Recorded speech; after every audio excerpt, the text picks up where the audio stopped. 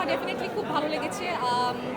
সবচেয়ে ভালো লেগেছে যখন সিনেমাটা শুরু হয়, চোখে খুব আরাম লেগেছে দেখতে। সিনেমাটোগ্রাফি সব ভালো ছিল, স্টোরি টেলিং খুব সুন্দর, আর্ট ডিরেকশন সুন্দর। আর সবচেয়ে স্পেশাল যেই ব্যাপারটা সেটা হচ্ছে যেই আর্টিস্টগুলোকে সিলেক্ট করা হয়েছে তারা সবাই অনেক একদম অ্যাপ্রোপ্রিয়েট সিলেকশন এবং খুবই ভালো অভিনয় করেছেন সবাই। শুধু অ্যাড করবো যে এটাকে ইন্টারপ্রিটেশনের ব্যাপার, লিটারেচার, কবিতা, গল্প এবং এরকম একটা গল্প কমিউনিকেশন, যে গল্পটা বা কবিতাটা এটা এত সুন্দর করে বা অন্যভাবে বা ডিফারেন্টভাবে ইন্টারপ্রিটেশনটা করা হয়েছে, যেটা আমরা স্কুলে দেখলাম।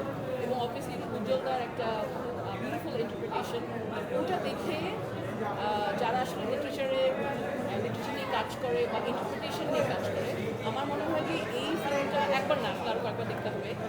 দেখলে তারা অনেক মজা পাবে এবং তাদের ডেফিনেটলি একটা অন্যরকম একটা চিন্তা আসবে এই কবিতাটা।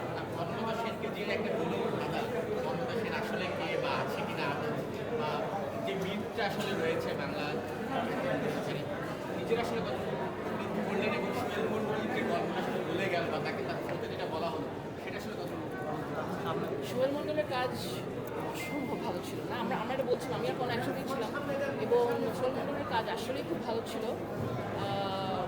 ওর একদম প্রথম থেকে আসলে ওর কাজগুলো আমি দেখছি। এখন ওর যেই মানে কী বলবো, ওর যে গ্রোথটা, ডেভেলপমেন্টটা এত সুন্দরভাবে হয়েছে যে দেখে খুব ভালো লাগছে। আমি খুবই প্রাউড যে তার এই ডেভেলপমেন্ট এত সুন্দর করে হয়েছে। আর আরেকটা হচ্ছে যে ওই যে যেটা বললাম, আবার রিপিট করছি, যে ইন্টারপ্রিটেশনটা, টু আনসার ইউর কোয়েশ্চেন, সেটা যে সুন্দর একটা